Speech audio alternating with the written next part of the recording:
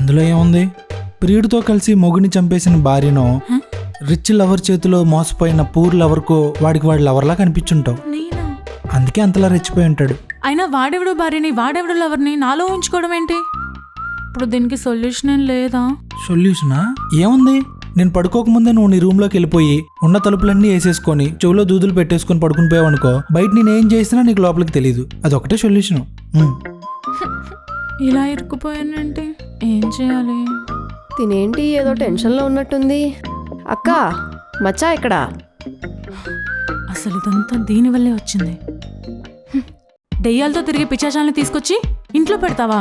నిన్ను చంపేస్తానే. వదలను. అమ్మా, నీ పొద్దున నిమ్మకాయలు దొక్కావా ఏంది?